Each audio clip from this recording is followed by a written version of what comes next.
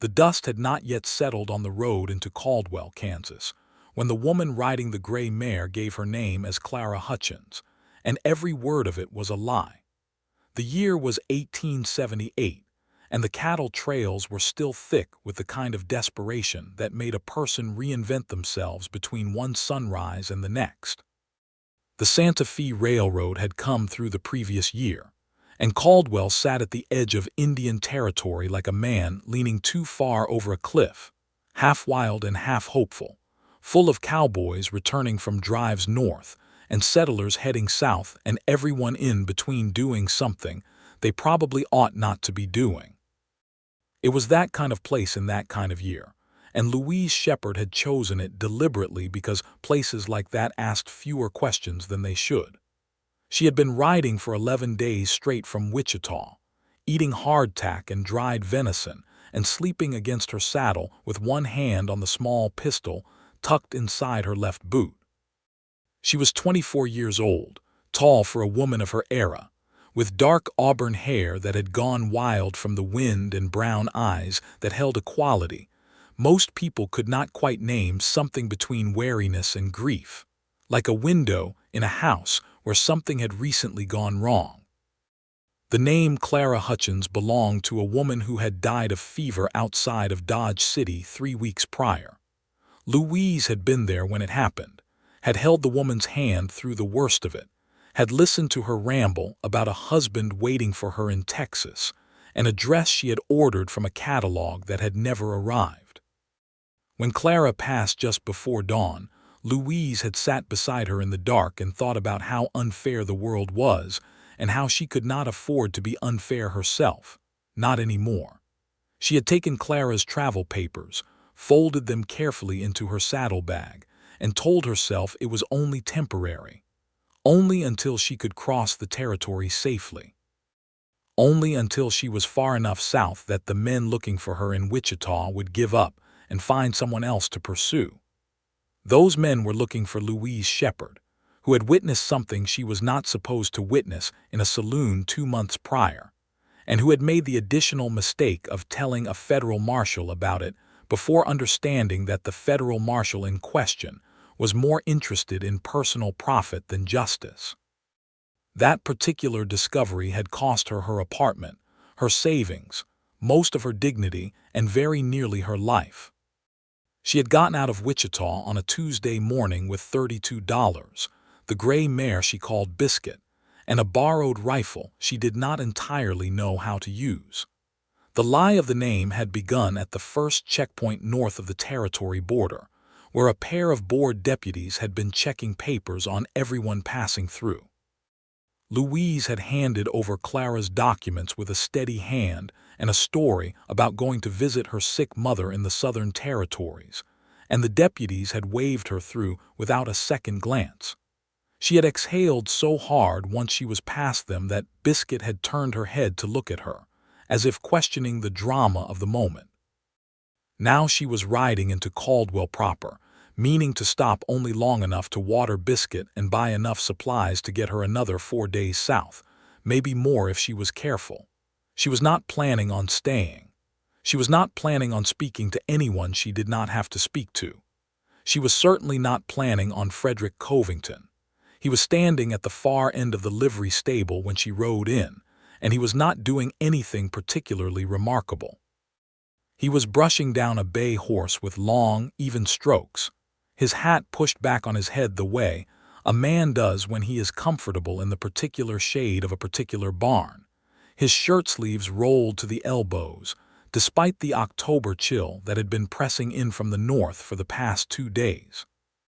He was perhaps 30 years old, broad-shouldered without being imposing, with the kind of face that was not immediately handsome but became more interesting the longer you looked at it. A jaw that meant something, eyes that were the color of the sky just before rain, and a way of holding himself that suggested he had seen enough trouble to know it was not worth rushing toward. He looked up when she rode in, the way a man does who is accustomed to being aware of his surroundings without making a performance of it. His gaze moved to her face first, then to the horse, then back to her face with a quality of attention that was more thorough than she was comfortable with. "Afternoon," he said, returning the brush to its hook with the unhurried economy of motion that characterized everything about him. "Afternoon," she said, swinging down from Biscuit with the stiffness of someone who had been in the saddle too long. Her legs complained loudly and she did not let it show on her face. "Long ride," he said. It was not a question. "Long enough," she said. She looped Biscuit's reins over the post and began working the buckle of the saddle girth, which had been difficult all morning. He came over without asking and reached past her to work the stubborn buckle from the other side, and the leather gave way at once. It was such a simple, unassuming thing that she did not quite know how to respond to it. Most of the men she had encountered in the past 11 days had offered help the way men often did, as a prelude to something else, a sort of opening bid in a negotiation she had no interest in entering. He did not seem to be offering anything at all. He simply helped because the buckle was stuck and she needed it unstuck. "Thank you," she said, and meant it, which surprised her. "She needs water and a good feed," he said, looking at Biscuit with a professional eye. "She is carrying some tiredness in her right foreleg, not lame but close to unhappy." Louise felt a genuine pang of guilt. She had been pushing Biscuit harder than was kind, and she knew it. "Is there a horse doctor in town?" "I do what I can," he said simply.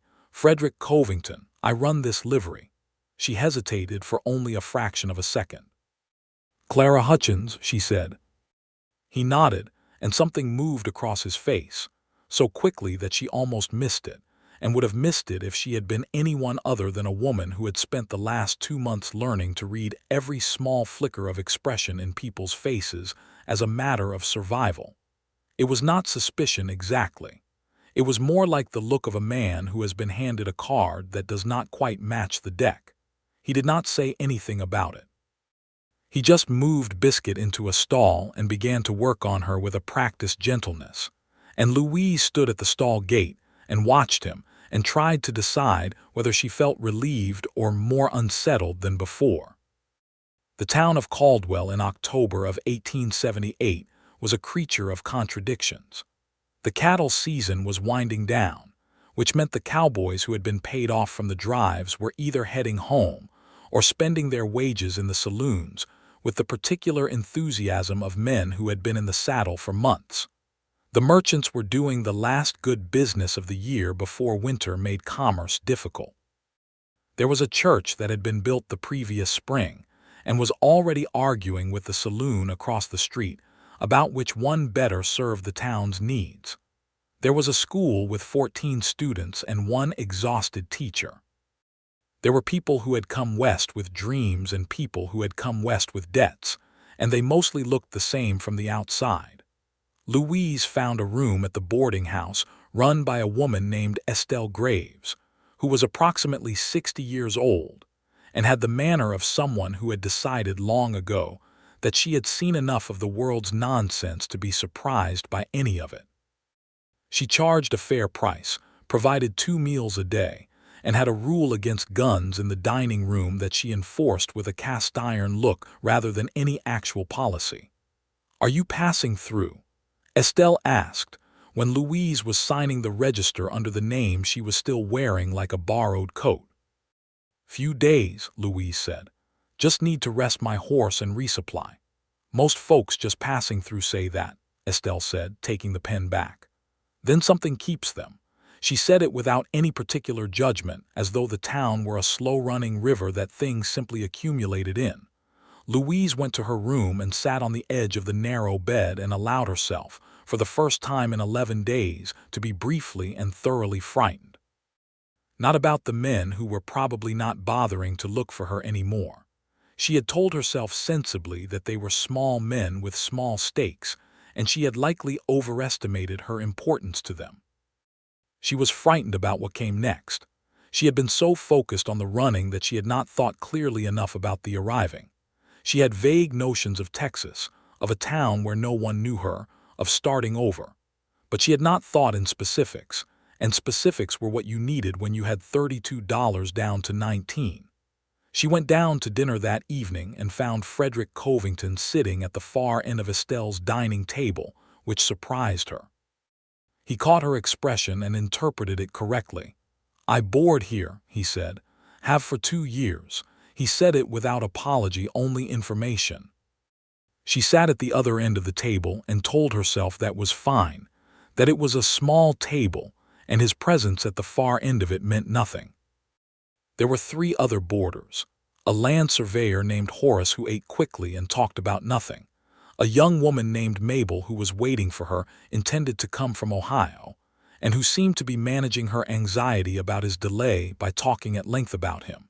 And a retired army sergeant named Clifton who had opinions about beef that he was not shy about sharing. Estelle had made a pot roast that was remarkably good, and Louise ate more than she had intended to. The food and the warmth of the room worked on her in a way that the road had not allowed, softening the edges of things. She was aware, throughout the meal, that Frederick Covington said very little but listened to everything, and that twice when she spoke, once about the weather she had ridden through, once in response to a question from Mabel about where she had come from, his gaze settled on her with that same quality of careful attention she had noticed in the livery. Not predatory, not intrusive. Just honest and thorough, like a man reading something he wanted to understand. After dinner, when the others had gone to the parlor and Estelle was clearing plates, Louise stayed to help carry things to the kitchen, because she had been raised to do that and old habits were more durable than false names. Frederick appeared in the kitchen doorway with a stack of plates himself, which seemed to catch Estelle as much by surprise as it caught Louise. "You can put those on the counter," Estelle told him, with the air of a woman who had stopped trying to understand men years ago and had decided to simply direct them. He put the plates on the counter. He looked at Louise. She was looking at a point approximately 2 inches to the left of his face, which was a technique she had developed for appearing to make eye contact without actually making eye contact. "Your mare is doing better," he said. "I put a poultice on the foreleg. She should be right in a day or 2. "That is very kind," Louise said. "What do I owe you?" "Nothing," he said. "It is not a service I charge for."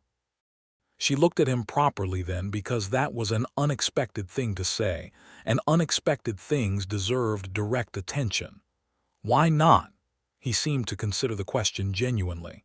"Because the horse did not choose to be ridden too hard," he said. "Seems wrong to make it a financial transaction." Louise felt something shift in her chest in a way that she found inconvenient and chose not to examine.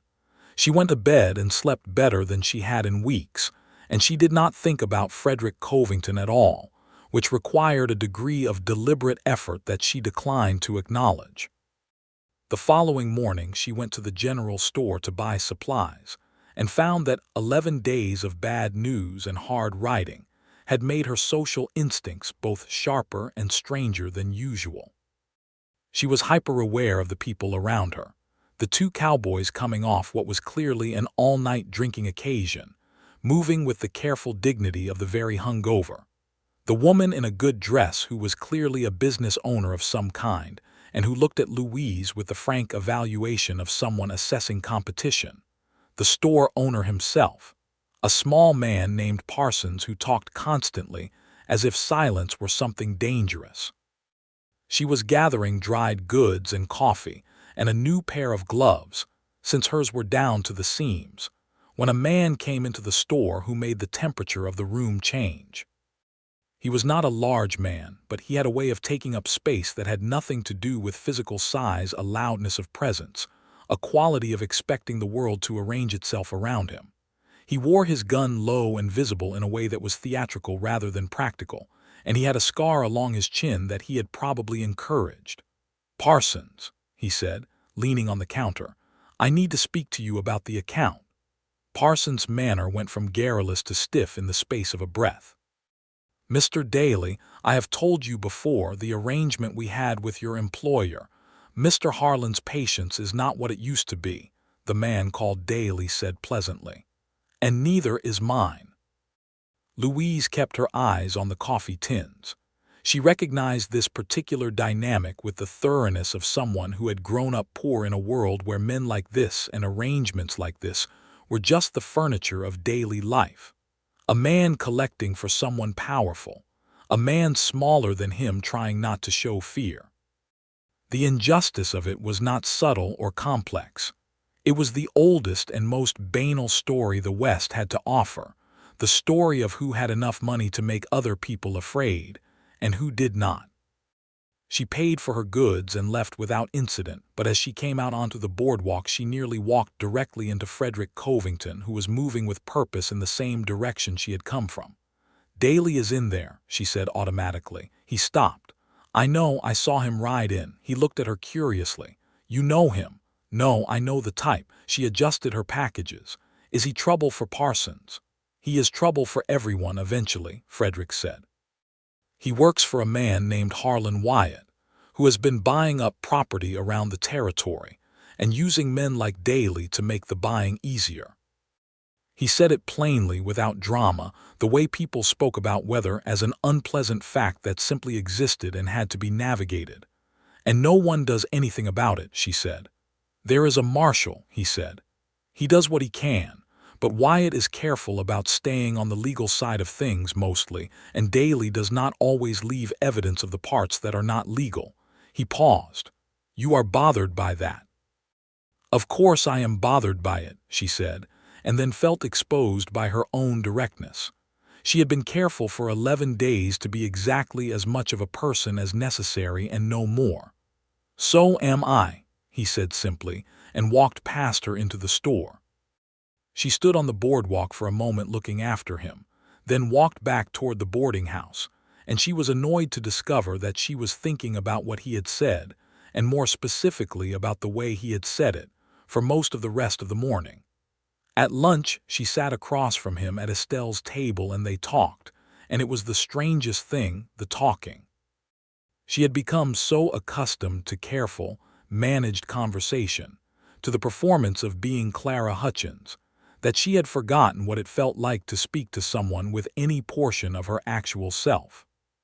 But Frederick asked questions in a way that was genuinely curious rather than probing, and something in her responded to genuine curiosity, the way parched ground responds to the first rain. Before she quite knew what was happening, she had told him about her father's farm in Missouri, about learning to ride before she learned to read properly, about the way her mother had always said that the most important thing a woman could know was how to be useful to herself before she worried about being useful to anyone else. She caught herself mid-sentence and felt the particular cold feeling of having said too much. He was looking at her with an expression she could not quite decode. Not triumphant, not the look of a man who has caught something, more like someone watching a door open and hoping the room inside is as interesting as the glimpse suggests. "Your mother sounds like a sensible woman," he said. "She was," Louise said carefully. "She died when I was 16. "I am sorry," he said, and the brevity of it was somehow more sincere than if he had elaborated. She changed the subject. She asked about the livery, about how long he had been in Caldwell, about the mechanics of the cattle trade that she had watched from the periphery her whole life without ever understanding the specifics. He answered fully and without ego, and she discovered that he had come to Kansas from Virginia 7 years ago, that he had worked 3 cattle drives before deciding that horses rather than cattle suited him better, that he had built the livery himself with 2 other men and bought them out the following year, and that he read more than most people expected him to, mostly history and natural science, which he ordered from a bookseller in St. Louis. That last detail, for some reason, was the one that stayed with her when she went back to her room after lunch. A man who ordered books from St. Louis and read them in a livery stable in Caldwell, Kansas, in 1878. It was such a specific and oddly charming thing that she sat with it for a while before firmly reminding herself that she was leaving in 2 days, 3 at the outside, and that nothing about Frederick Covington or his reading habits was relevant to her immediate situation. The immediate situation deteriorated the following morning when Biscuit developed a genuine lameness in the foreleg that Frederick had been watching, and he told her, with the gentle regret of a man delivering bad news he cannot soften, that the mare needed at least a week of rest before she could travel any real distance. Louise stood in the stall with her hand on Biscuit's neck and worked through the arithmetic of the situation. $7 a day for room and board at Estelle's was going to cut into her $19 significantly, and then there was feeding Biscuit on top of that, and she needed to think very carefully about what she could afford and what she could not. "I can work," she said aloud, more to herself than to Frederick. "At what?" he asked, not dismissively. "I can cook. I can clean. I can keep books. I learned accounting at the school in Jefferson City before I had to stop going." She kept her eyes on Biscuit. "I helped my father run the farm accounts from the time I was 13. There was a pause. Then Frederick said, "Parsons is looking for someone to keep the store accounts. His wife used to do it, but she moved east last spring. He is not good with numbers, and everyone in town knows it." She looked at him. "Did you just think of that, or did you know it before?" "I knew it before," he admitted. "Were you going to tell me?" "I was trying to decide whether it was offering help or giving advice," he said. "They seem the same, but they are not always welcomed the same way." She looked at him for a long moment. He was leaning against the stall gate with his arms folded across his chest, and the calm, unhurried patience of a man who was comfortable with silence. "Help," she said finally. "I will accept help." The corner of his mouth moved in something that was not quite a smile but was working in that direction. "I will speak to Parsons this afternoon." She worked for Parsons starting the next morning, and the state of his accounts was sufficiently dire to occupy her completely for the first 2 days.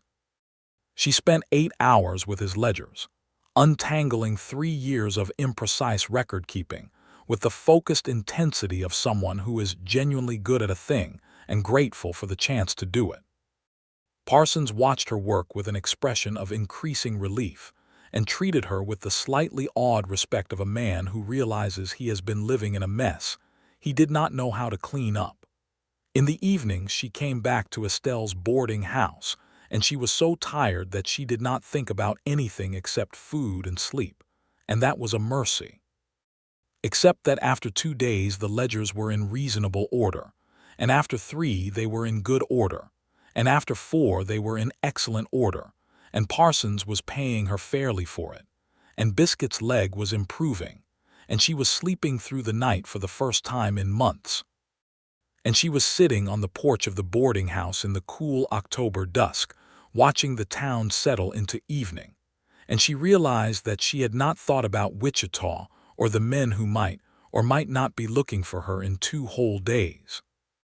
She thought about that, and then she thought about the fact that Frederick Covington usually came back to the boarding house around this time and sat on the other end of the porch for a while before dinner, and she thought about whether she was waiting for that, and she decided firmly that she was not.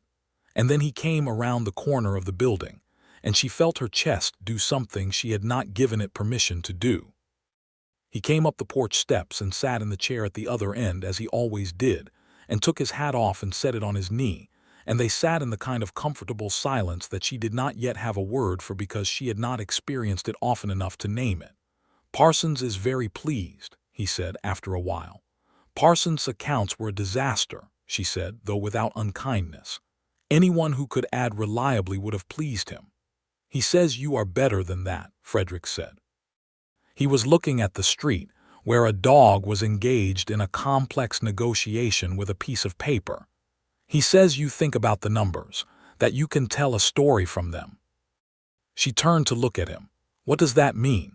"It means you noticed that his supplier in Wichita has been overcharging him on sugar by 8% for 2 years, and that you wrote him a letter about it that he could send." He paused. "That is not just adding." She felt a flush of something that was not quite pride but was in that neighborhood. Anyone who looked carefully would have seen it. But no one had looked carefully, he said. He turned to look at her then, and the quality of his gaze was so direct and so undefended that she had to make a small, conscious decision not to look away. "You do not think much of yourself, do you?" he said. It was not quite a question. "I think about myself practically," she said, which was true and also not the whole answer. "That is not the same thing," he said gently and looked back at the street. She sat with that for a moment. "My father thought I should have been born a boy," she said, surprising herself again with her own candor. "Not unkindly, he was not unkind. He just thought it would have been more convenient for me, that I would have been able to do more with what I was able to do." "What do you think?" Frederick asked. "I think he was right that the world is organized inconveniently for women," she said. "I think he was wrong about the solution." "What is the solution?" "Reorganize the world," she said, and then felt slightly embarrassed by how simple that sounded when said aloud. But he nodded, slowly and seriously, as if it were a reasonable proposition. "I think so too," he said. She looked at him. "You do?" "I have a sister," he said. "Younger than me by 3 years. She is the sharpest person I have ever known. She wanted to study medicine. She could not because every medical school in the country has decided that is not something women do." His voice had a controlled quality, like someone measuring anger carefully so it does not spill. "She is married to a pleasant man who values her but does not understand her, and she delivers babies for the women in her county because that much they will allow her. And she writes me letters in which she describes every ailment she has diagnosed correctly without anyone asking her to, and I write her back, and I am angry about it approximately every day." Louise said nothing for a moment. Then she said, "Her name." "Catherine," he said. "Catherine Covington." She kept the name. "Tell her she is right about the diagnoses," Louise said. "When you write to her, tell her she is right and that someone who has never met her says so and means it." He looked at her again with that quality she could not name. "I will tell her," he said. They were quiet again for a while. The dog had succeeded in its negotiation with the paper and was carrying it somewhere with great satisfaction. "How much longer is your horse going to need?" he asked. She thought about the question and found that it unsettled her in a way that had nothing to do with Biscuit's leg. "Maybe another 4 days," she said. "Less if the swelling keeps going down." He nodded. "I am not from Wichita," she said suddenly, and immediately wished she had not said it. The silence stretched. He did not react with alarm or triumph. He just waited. "I mean I have been through Wichita," she said. "But I am not from there." She had not planned to say anything. She did not know what she was doing. He said, "Missouri." She stared at him. "How did you know?" "The way you talk about your father's farm," he said. "And there is something in the way you say certain words. I have met a fair number of people from Missouri." "I thought I was being careful," she said. "You were being careful," he said. "I was paying attention." And then, very quietly, just before the dinner bell rang inside, "You do not have to tell me anything you do not want to tell me, but whenever you want to, I will listen." She looked at him. He was looking at the street again, with the deliberate considerateness of a man who knows when not to push. And she felt something she recognized from very long ago, from a time before everything had become complicated and dangerous, the specific feeling of being seen by someone who was not trying to do anything with what they saw. She did not say anything else, but she stayed on the porch 2 minutes longer than she needed to, and she thought that he probably knew it. 3 evenings later, Harlan Wyatt's man Daly came into the boarding house at supper time and asked for Estelle by name, and what he had to say was not pleasant. Wyatt wanted the building. He had been buying property on that block, and Estelle's boarding house sat in the middle of his plans for a hotel, which was the kind of enterprise that sounded like progress and was actually just the same old arrangement of one person having enough power to want what someone else had built. Estelle listened to Daly with the cast-iron composure of a woman who had survived considerable adversity, and then she said, very clearly, "The answer is no, and if Mr. Wyatt sends you back here again with another offer, I will answer it the same way." Daly smiled the smile of a man who has the easy confidence of someone who expects persistence to win eventually. He looked around the dining table at the boarders, Horace the surveyor, Mabel and her anxiety about her intended, old Clifton with his opinions about beef, and Louise and Frederick, who had been passing the salt between them in an easy, thoughtless way that had begun somewhere in the past week without either of them noting the precise moment of its beginning.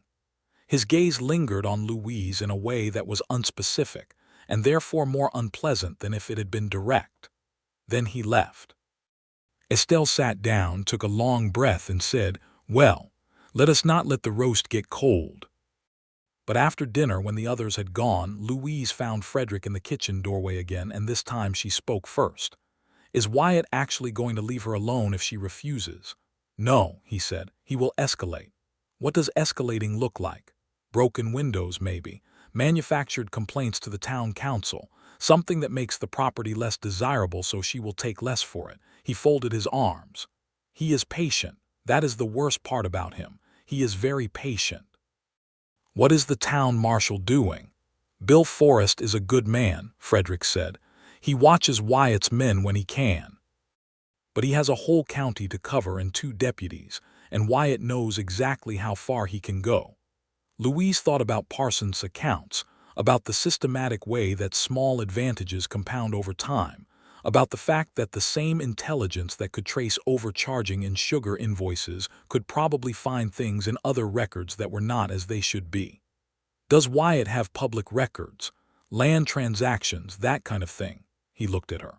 "He does. They are filed at the county courthouse in Wellington." "Is Wellington far?" 12 miles, he said. "Louise," he stopped. She went still. He had used her name, her real name, the name she had never given him. The kitchen was very quiet. Estelle had gone upstairs. The lamp on the counter made a small yellow circle of light that did not extend quite to where either of them was standing. "I need to explain something," she said, in a voice that was steadier than she had any right to expect. "You do not have to," he said again. "No," she said. "I think I do. I think I have wanted to for several days." She moved to the kitchen table and sat down because she thought she might need the support of something solid under her. "How long have you known?" "Since you rode in," he said. He said it without apology, without the self-satisfaction she might have expected.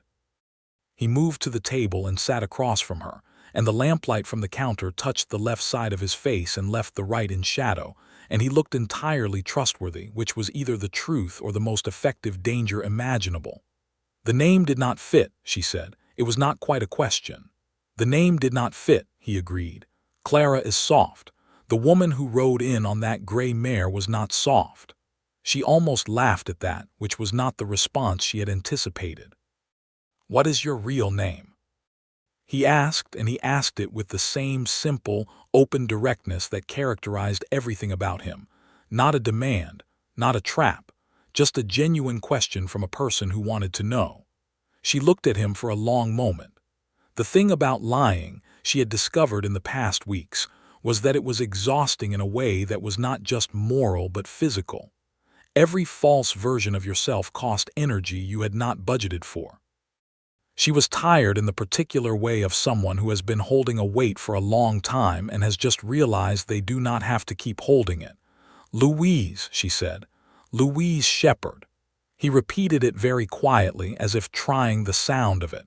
"Louise Shepard." "Then that fits," she told him. She told him most of it, not in the order it had happened, not even very coherently, but the substance of it. The saloon in Wichita, what she had seen there, the marshal who had been compromised, the men who had come for her in the night, the flight south, the checkpoint, Clara Hutchins and her travel papers, and the grief and the pragmatic terror that had made using them feel like the only option available. He listened without interrupting, and she was grateful for that because interruptions would have required her to stop and recalibrate, and she needed to keep moving through it the way you need to keep moving through cold water. When she finished, he was quiet for a moment. "What did you see?" he asked. "In Wichita. A man named Garrett, one of Wyatt's competitors, actually, though I did not know that then, had a document. He was showing it to someone, bragging about it. It was a land deed, forged from the look of it. I have seen enough real documents by now that the bad ones have a particular feeling." She paused. "I made the mistake of looking too long, and Garrett saw me looking." "And the marshal in Wichita?" "His name is Aldrich. I went to him because I thought that was what you did when you saw something wrong." She heard the bitterness in her own voice and did not try to remove it. "He sent me home and told me he would look into it. 2 hours later, 2 of Garrett's men came to my apartment. I was not there because I had not gone home. I had gone to the neighbors. I think that is the only reason I am here." Frederick was quiet for a moment. "You think Aldrich told Garrett?" "I know he did," she said. He nodded slowly. "All right," he said. It was a very small thing to say, but it contained more than its syllables suggested, a kind of acknowledgment that did not require her to defend herself or justify herself or explain anything further. "You are not alarmed," she said. "I am concerned for you," he said carefully. "That is different from alarmed. You are not angry that I lied about my name." He considered it. "You had reasons," he said. "Not reasons I would choose, but I was not in your situation." He looked at her with that direct, undefended gaze. "Are you in danger here?" "I do not think so," she said honestly. "Garrett is small enough that I probably overstated my importance to him. It has been weeks. He has likely found other concerns." She paused. "But I did not feel safe using my real name at a checkpoint." "That was sensible," he said. She looked at him. "You are remarkably calm about all of this." "Would you prefer I was not?" he asked, with a faint undertone of something that might have been dry humor. "No," she said. "No, I would not prefer that at all." He smiled then, properly, for the first time. It was a quiet smile, unhurried and warm, and it changed his face considerably. And Louise Shepard decided in that moment that she was in very serious trouble of a kind that had nothing to do with Wichita or false papers or men named Garrett. She went to bed and lay awake for a long time, and she did not try to pretend she was thinking about anything other than what she was thinking about. The next day she asked Frederick, carefully and without context, how one would go about accessing courthouse records in Wellington. He told her he went to Wellington on the first Friday of every month to pay the livery license and pick up supplies. The following Friday was in 4 days. He would be happy to take her if she wanted. She said yes, and then walked briskly back to Parsons' store because she needed something to do with her hands. The 4 days between that conversation and the Friday were interesting in the way that ordinary days can sometimes be interesting when you are paying close attention to them. Louise worked in the mornings at Parsons' store, and in the afternoons she sometimes helped Estelle with the boarding house, which the older woman accepted with the matter-of-fact gratitude of someone who had learned not to refuse genuine offers of help. In the evenings she sat on the porch and Frederick sat on the other end and they talked. They talked about a great many things, about Kansas and Missouri and Virginia, about the particular quality of the light on the plains in autumn, which was different from anywhere either of them had been. About books she had not read as widely as he had, but she had a quick mind and strong opinions about the books she had read, and they disagreed vigorously and enjoyably about several things. He thought certain things in human nature were essentially fixed. She thought almost everything was learned. They went around the same argument from several directions over 3 evenings, and neither of them persuaded the other, and they both enjoyed it enormously. She noticed the way he moved through the town known to everyone, pushed by nobody, with the quiet authority of a man who has earned his place through consistent decency rather than display. People came to him with things. Not just horses, a woman who needed someone to witness a document, a young cowboy who was in an argument with his employer about wages, the Parsons themselves one evening, worried about Wyatt's intentions for the block. Frederick listened, gave what he had, and did not keep an account of it.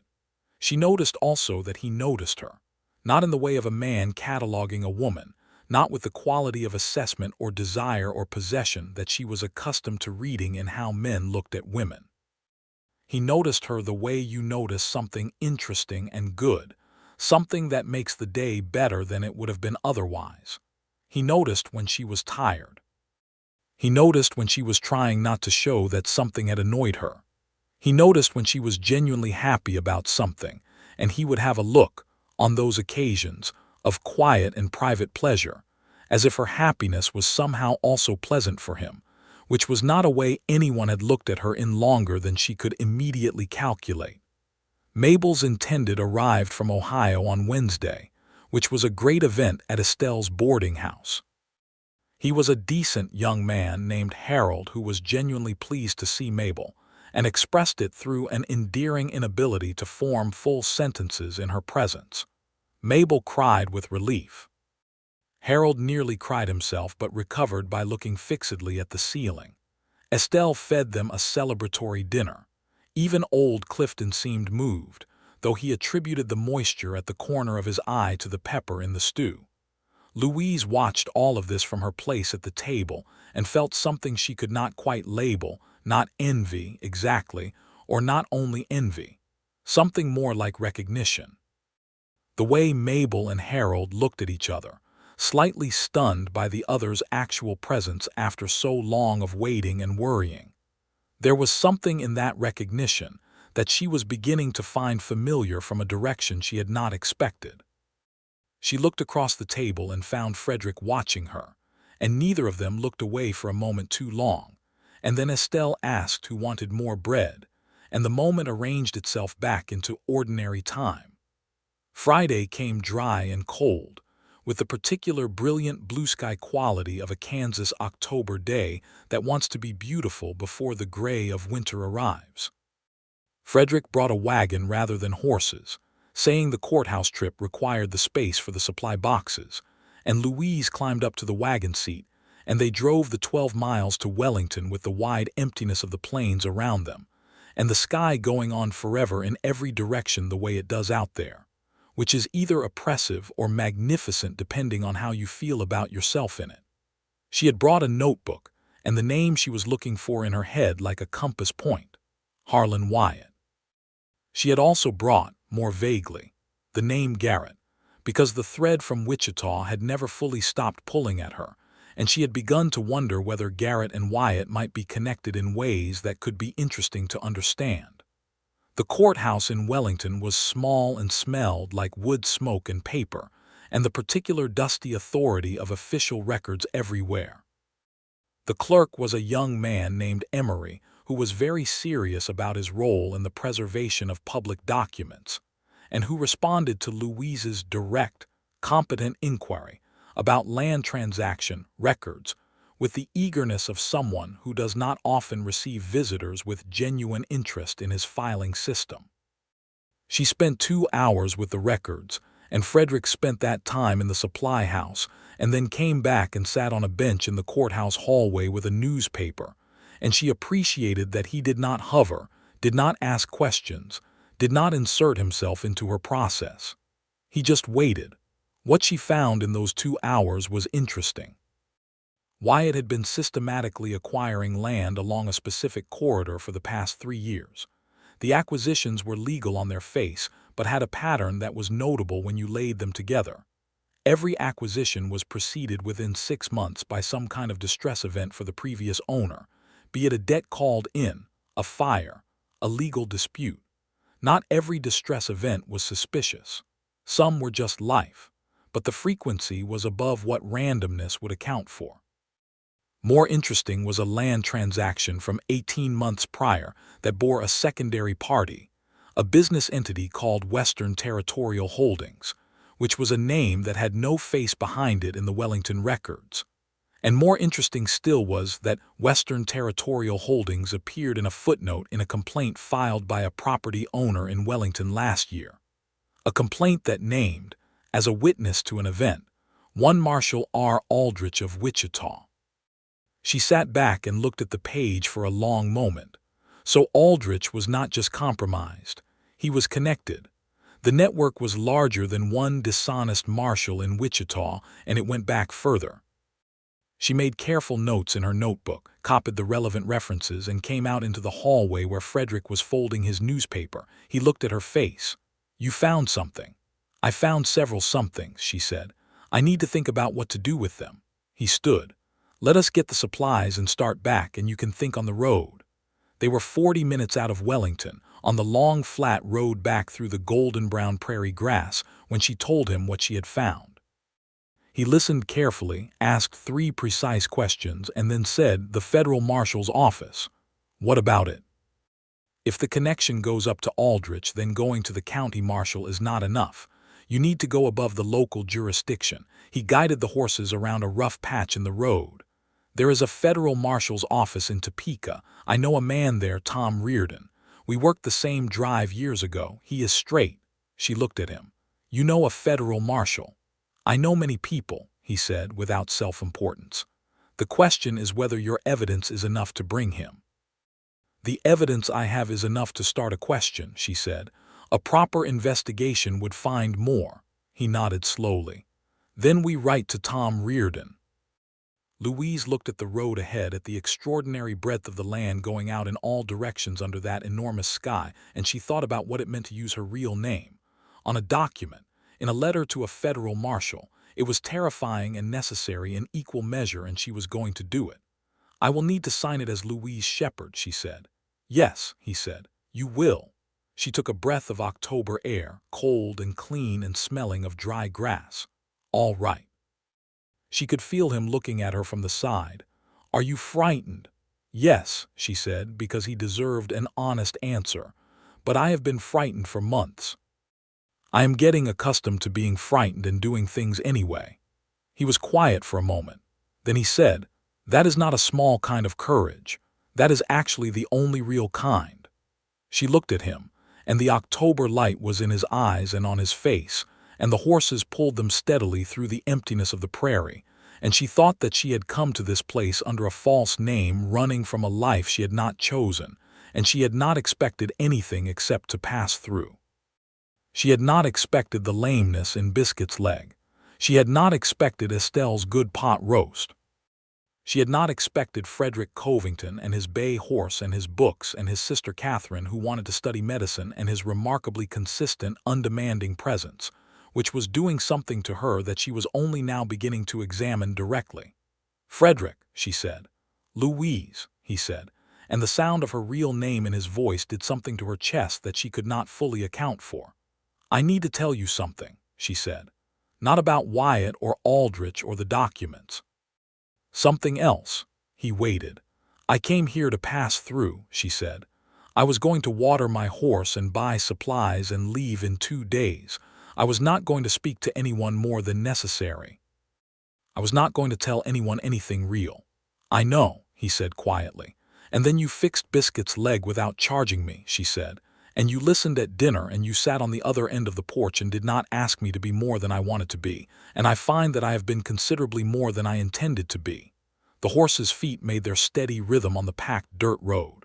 The wind moved through the grass beside them like a slow wave. "Is that all right?" he asked, very quietly, very directly. Just exactly that question and no other decoration around it. She looked at him fully and made a decision that was not really a decision at all, because decisions imply options, and this had stopped feeling optional somewhere around the third conversation on the porch. "Yes," she said, "it is more than all right." He looked at the road. She looked at the road. They did not touch. Not then, because neither of them was the sort of person who rushed, and the wagon seat was narrow and the horses needed watching, and they had time, which was a feeling so new and unexpected that Louise Shepard had to give herself a moment to recognize it as what it was. They had time. The letter to Tom Reardon at the federal marshal's office in Topeka went out the following Monday morning, signed in full as Louise Shepard of Caldwell, Kansas, with her notebook pages copied out in her neat, clear handwriting, and everything organized in the way that good accounts are organized, with evidence cited, with connections noted, with enough specificity to be taken seriously, and enough clarity to be understood by someone who did not already know the story. Frederick had read it over before she sealed it and said only, "He will take this seriously," which was the only reassurance she needed. The week that followed was the most normal week Louise had experienced in a long time, which was itself a kind of wonder. She worked at Parsons' store in the mornings, and sometimes helped Frederick in the livery in the afternoons, where she discovered that she was quite good at the parts of horse care that involved attention and steadiness, rather than brute strength. Biscuit's leg continued to improve. The great gray mare regarded Frederick with the uncomplicated affection of an animal who has been well treated, which Louise found both amusing and telling. She and Frederick fell into the easy daily intimacy of people who see each other constantly, and have stopped being on their best behavior with each other, and have not yet decided what to call what is happening between them. He brought her coffee in the mornings without asking whether she wanted it because she always did. She set aside the 2 pages of the Wellington newspaper she knew would interest him because she read faster than he did and finished first.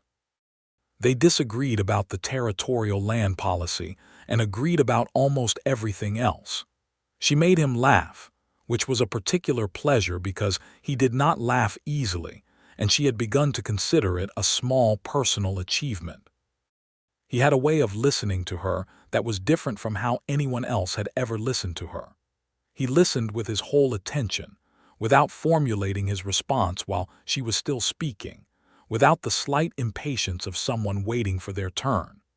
He listened as if what she was saying was inherently worth hearing, which made her say things she had not known she thought until she heard herself saying them. One evening she came in from Parsons' store to find him reading at the kitchen table while Estelle cooked, and he looked up and said, "Good day," in the way you ask a person that question when you are already part of their day, when you have some stake in the answer. She sat down across from him and told him about the woman who had come into Parsons' store with a question, about an invoice that was actually about a dispute with her neighbor that was actually about whether anyone took her seriously.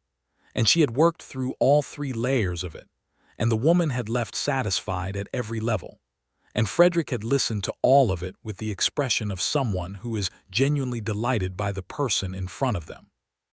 "You are remarkable, Louise Shepard," he said, simply and quietly, as if stating a fact that had been established and needed only noting. She looked down at the table for a moment because she needed somewhere else to put her eyes. "You are going to have to stop saying things like that," she said. "Why?" he asked with a quality that was almost amused. "Because I have no idea what to do with them," she said. "I think," he said, "you could try believing them." She looked up at him. The kitchen lamp was behind him and Estelle was at the stove with her back turned, and the room smelled like pine and wood smoke, and whatever Estelle was making that had onions in it. And she thought about the woman who had ridden into this town under another woman's name with $19 and a lame horse and more fear than she had admitted to herself. "I am trying," she said, which was the truest thing she had said in a long time. He reached across the table and put his hand over hers briefly, just a moment, just the warmth of it, and then went back to his book, and Estelle served dinner, and Louise sat through the meal feeling like something had been settled that she did not yet have words for. 3 weeks after the letter to Topeka was sent, Tom Reardon arrived in Caldwell. He was a compact man in his mid-40s with a gray mustache, and the kind of watchful, evaluating eye that Louise had come to associate with people who were actually good at their jobs, which was rare enough that she noticed it. He greeted Frederick with the ease of men who have shared difficult circumstances and come through them with mutual respect. He greeted Louise with professional seriousness that shifted, as she laid out her evidence, into genuine attention. They sat in the back room of Parsons' store. Parsons himself was in the front, trying not to look anxious, and Louise walked Reardon through everything she had found. He asked precise questions. She had precise answers. When she was done, he sat back and looked at his hands for a moment.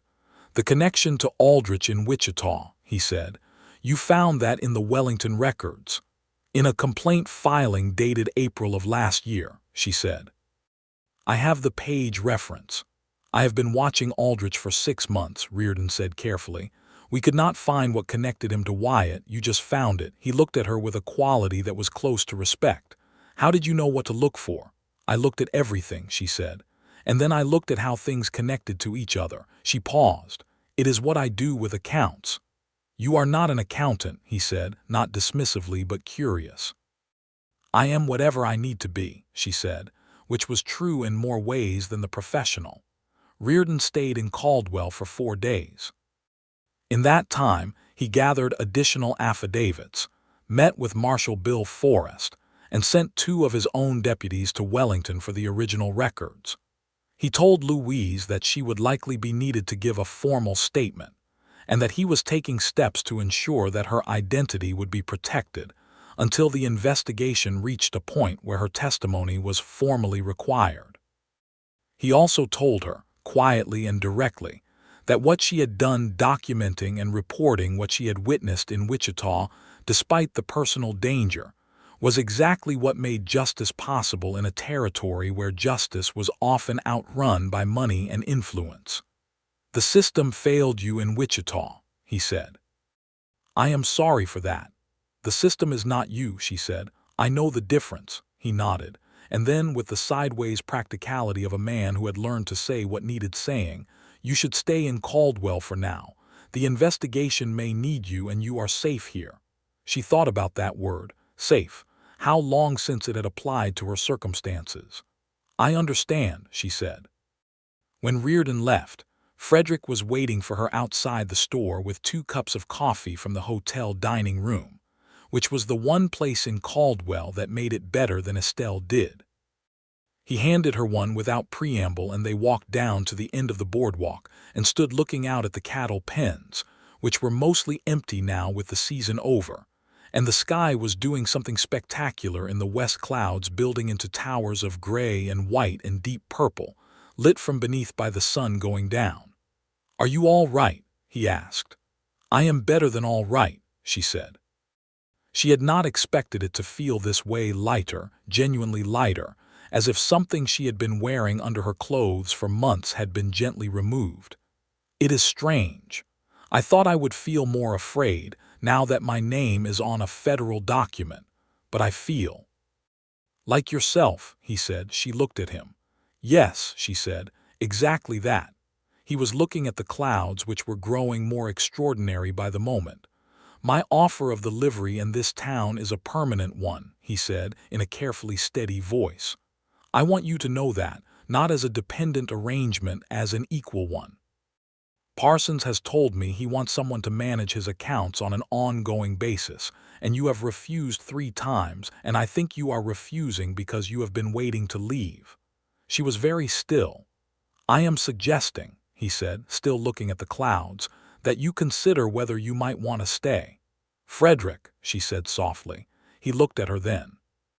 "I'm not asking you to decide anything tonight," he said quickly. "I am aware that you have had considerable things to process and that I am perhaps saying this at an odd moment." "You are saying it at exactly the right moment," she said, "and I am not going to make you wait for an answer." He went very still in turn. "I am staying," she said. "I decided that some time ago, if I am honest. I have been arranging reasons to justify the decision I had already made." She looked at him with her whole face, nothing held back, which was the most frightening and the most freeing thing she had done in a very long time. "You are one of those reasons, the largest one."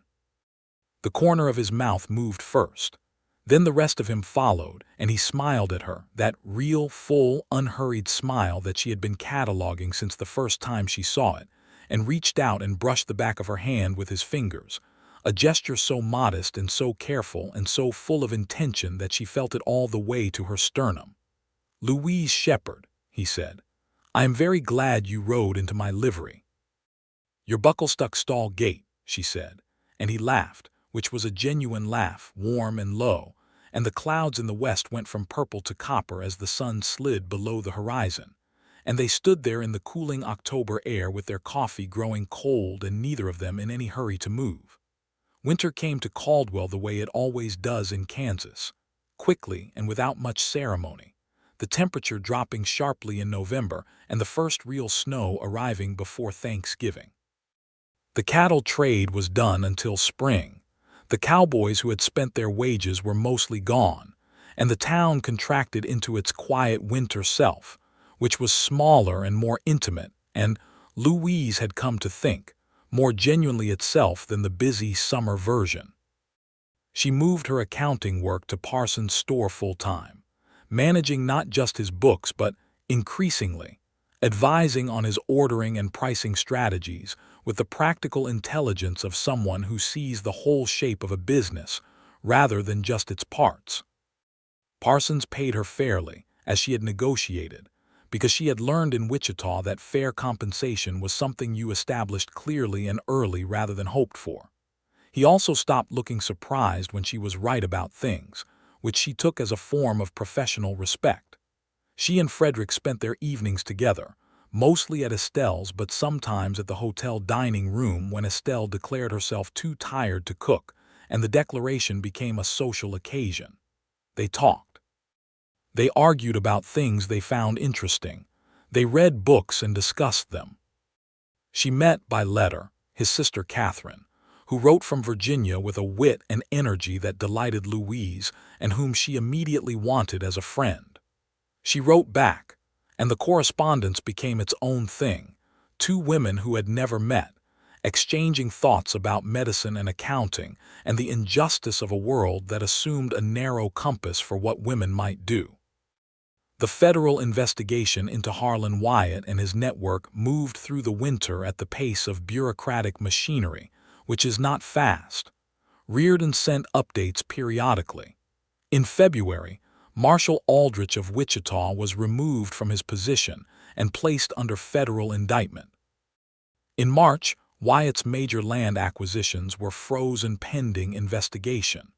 Daly disappeared from the territory, which Reardon noted in a letter as probably voluntary given the circumstances. Estelle's boarding house remained exactly where it was. Louise gave her formal statement in February, traveling to Topeka with Frederick, who said he needed to pick up supplies and did not say anything about the fact that it was a 2-day journey in February in Kansas, and that he was not letting her make it alone, and she did not point out this discrepancy, because she found it touching in a way she did not want to embarrass him by naming. They stayed at separate boarding houses in Topeka. She gave her statement to Reardon's office over 2 days, clear and precise and complete. Her name was on the document, Louise Shepard, her real name. It felt like a declaration of something. On the second evening in Topeka, they had dinner at a proper restaurant, the kind with tablecloths and a menu written on a chalkboard and candles in small glass holders that made everything look warmer than it was. They talked about everything except the investigation, which they had talked about enough. They talked about what spring in Caldwell would look like, about whether Mabel and Harold had found a house yet, about a book on migratory birds that Louise had found in a Wellington shop and had been working through with more interest than she had expected. "I want to tell you something," Frederick said, while they were waiting for the coffee. "All right," she said. He folded his napkin with unnecessary precision, which she had come to recognize as the thing he did when he was marshaling words for something he wanted to say carefully. "I have spent most of my adult life," he said, "being reasonably satisfied. The livery is a good thing. This town is a good place. I have a sister I love and a profession I respect, and enough income to be comfortable." He looked up from the napkin. "And then you rode in with a name that did not fit, and a lame horse and $19, and you sat at the other end of Estelle's porch and talked about reorganizing the world, and I discovered that reasonably satisfied is not the same thing as actually happy, and that the difference is considerable." Louise looked at him across the tablecloth and the small glass of candlelight between them. She had not cried in the months since Wichita. She had been too afraid, and then too busy, and then too carefully not thinking about certain things. She was not going to cry now at a restaurant in Topeka because that was not the kind of woman she was. She was absolutely going to cry at a restaurant in Topeka. She blinked firmly. "Frederick Covington," she said, "if you say things like that you have to be prepared for the consequences." "What are the consequences?" he asked, with a quality of genuine hope that made everything worse. "I do not know yet," she admitted, "but they are significant."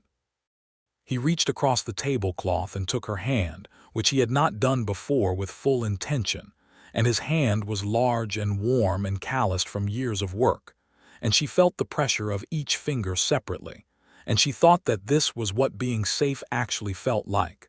Not the absence of danger, but the presence of something that made danger irrelevant.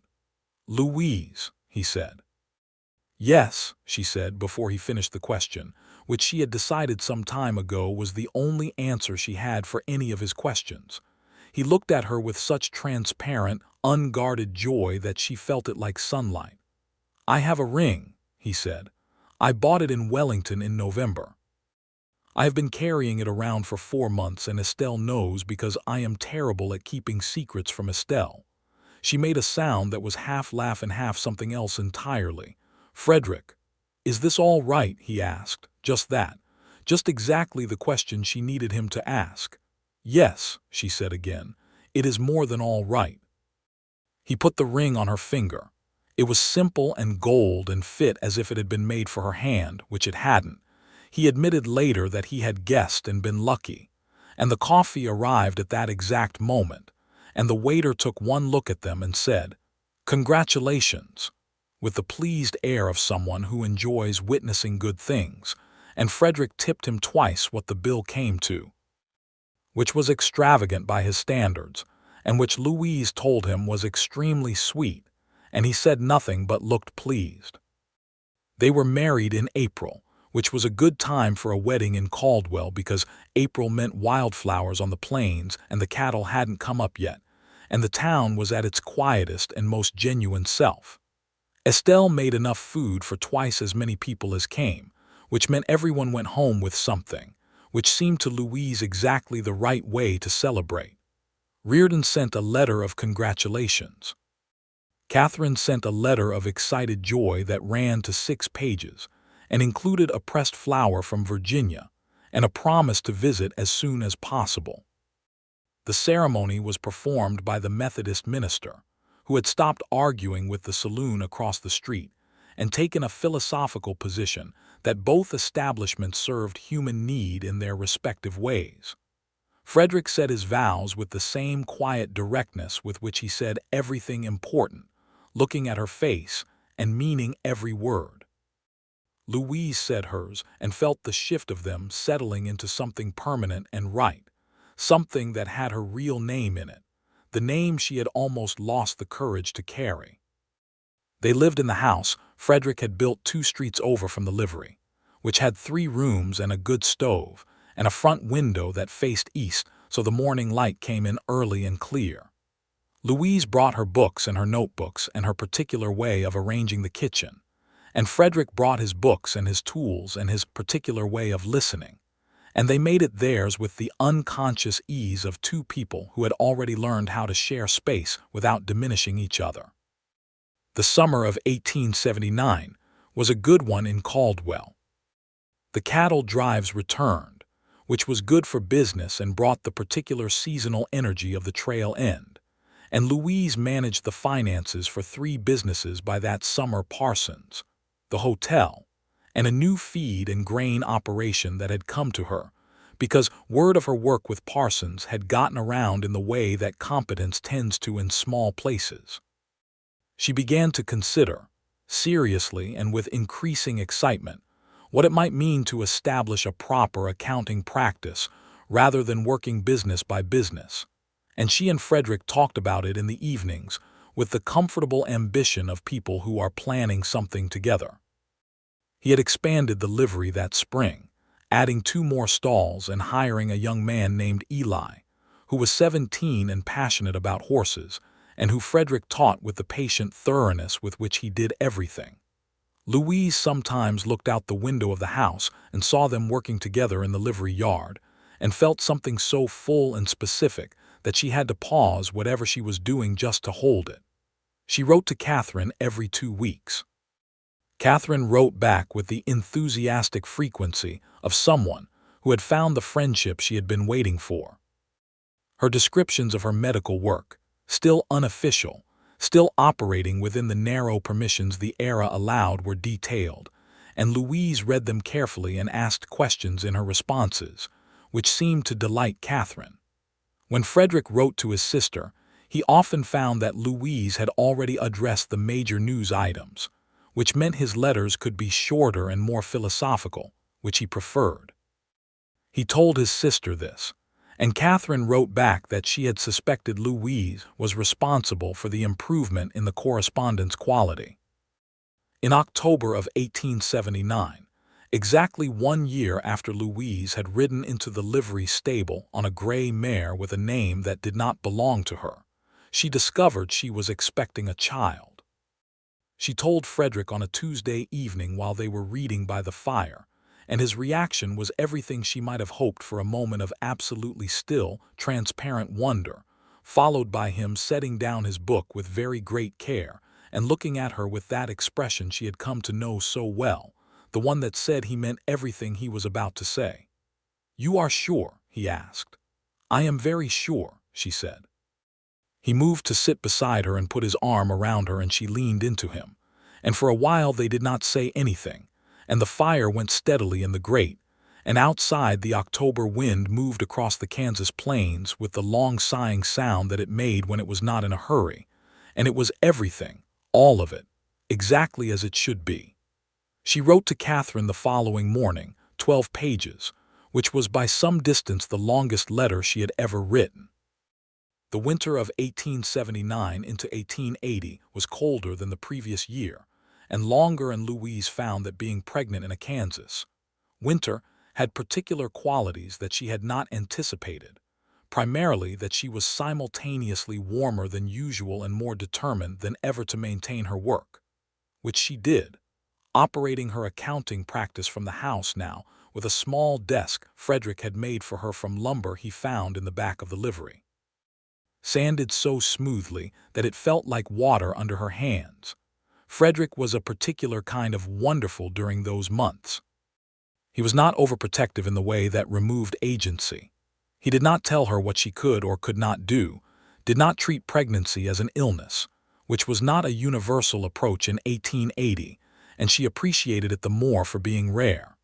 He was present and attentive and practical, making sure the house was warm and the wood box was full, and that there was always food that was appetizing to her, which varied with a somewhat capricious weekly logic that he navigated without complaint. He read about what to expect in terms she could evaluate with her own practical observation, and they talked about it honestly, including the parts that were frightening, and she found that talking about the frightening parts made them less so.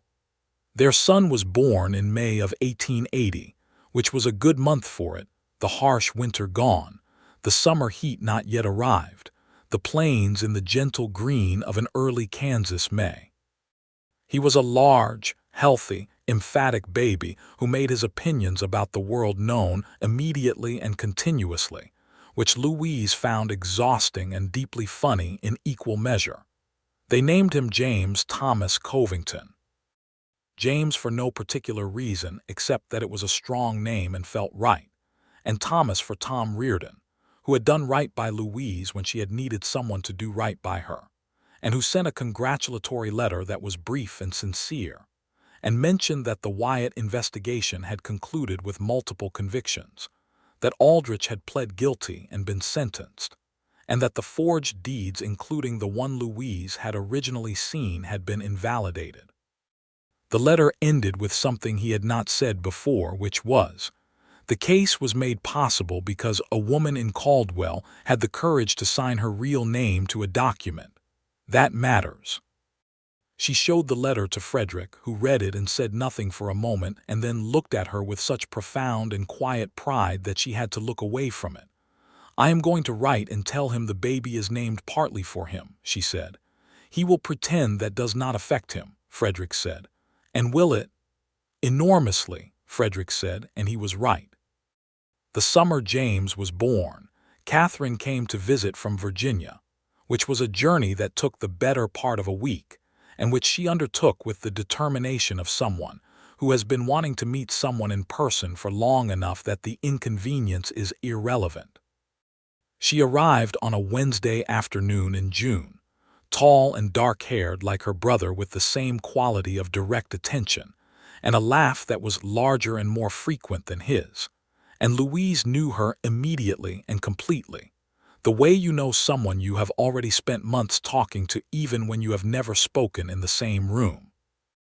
They sat on the porch, the porch of the house now, not Estelle's boarding house with James between them in the basket Frederick had made, and they talked for 4 hours while Frederick made dinner, which he did competently and without complaint, and the June light went long and golden over the plains, and it was the happiest afternoon Louise had experienced in memory. Catherine stayed for 3 weeks. She helped with James.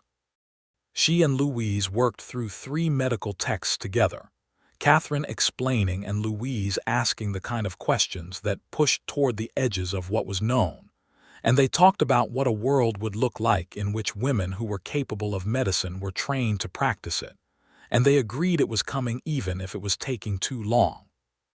Catherine examined every horse in Frederick's livery with interested competence, and identified two with a respiratory condition he had been treating correctly, but without knowing precisely why his treatment worked. She and Frederick argued with the deep, affectionate heat of siblings, and she made him laugh constantly, and Louise watched them together and loved them both quite specifically. When Catherine left, she held Louise's hands on the platform of the Caldwell station and looked at her with her brother's eyes and said, "You saved yourself before you ever met him. I want you to know that I know that." Louise held her hands tightly. "Come back soon," she said. "Every summer," Catherine said. "I have decided." And she did. Biscuit lived comfortably in Frederick's livery for the rest of her useful years, and was treated with the extra care of a horse that belongs to someone who matters. She grew placid with good treatment and warm stabling and regular exercise that was not too demanding, and James, when he was old enough, learned to ride on her back in the livery yard with the careful guidance of his father, who put a small saddle on her with the same gentle thoroughness with which he did everything. The accounting practice grew. By 1882, Louise was managing books for 7 businesses in Caldwell, and had been asked by the county government to review their taxation records, which she did with the same combination of intelligence and courage with which she did everything, finding 2 systematic overcharging errors that she reported without softening the finding. It caused some political difficulty, and she was entirely fine with that.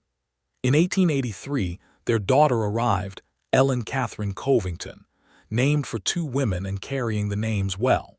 She was dark-haired and fierce and had her mother's eyes and her father's stubborn patience, and James, 3 years old by then, regarded her with the suspicious respect of someone encountering a significant new factor in their life equation. Frederick expanded the livery again, and Eli, now 20 and fully trained, became a partner in the business rather than an employee, which was the kind of decision Frederick made naturally, and which Eli remembered for the rest of his life. They were sitting on the porch on an evening in the autumn of 1883, October again, which seemed to be the month that carried the most weight in Louise's life, with James playing in the yard where she could see him and Ellen asleep in the house, and the light was doing its October thing, that honey gold light that made everything look as if it had been chosen carefully. "Do you remember," Frederick said, "the first evening you sat on this porch at Estelle's?" "You were at the other end," she said. "And you were looking at me with an expression I could not entirely decode," he said. "I was trying to decide whether you were trustworthy," she said, "and I decided you probably were," she said, "which was correct. It took you 4 evenings to be certain," he said. He was not wrong. "I was appropriately cautious," she said with dignity. He smiled. "You were." James fell over in the yard, stood up, examined the situation, and decided it did not merit complaint. He went back to whatever he had been doing with the remarkable resilience of small children, which Louise had come to find one of the most encouraging qualities of the human species. "Louise," Frederick said. She turned to look at him. His face in the October light was as familiar and interesting to her as anything she had ever known, and she had been looking at it for 5 years, and she was going to be looking at it for the rest of her life, and that was a fact so solid and so right that it had become part of the structure of things. "What?" she said. "Nothing," he said. "I just wanted to say your name." She looked at him. He was looking at the yard where James was conducting his operations, and his face had that quiet, private quality of a man who contains the fullness of his happiness rather than performing it. She reached over and took his hand and held it, and James came running across the yard with some essential information about a bug he had found, and she listened with complete seriousness to the information about the bug, and Frederick asked 3 thoughtful questions about it, and the October light went on being exactly itself. And from inside the house, Ellen made a small waking sound that meant she would be hungry soon, and this was her life. This was her actual life, the one with her real name in it. And it was so full and so genuinely hers that it still sometimes stopped her breath. She was Louise Shepard Covington of Caldwell, Kansas, and she had arrived under another woman's name with $19 and a lame horse, and a kind of ground-down courage that is the most durable sort. And she had stayed because the buckle was stuck, and the man who helped her had not asked for anything in return and had wanted only, when the time was right, to know her real name. The evening star came up over the flat horizon, the first light in the darkening sky, and James had returned to his bug investigations, and Frederick's hand was warm in hers, and the Kansas plains went out in every direction under the gathering dark, enormous and honest and full of whatever you brought to them. She had brought herself, eventually, and that had been more than enough.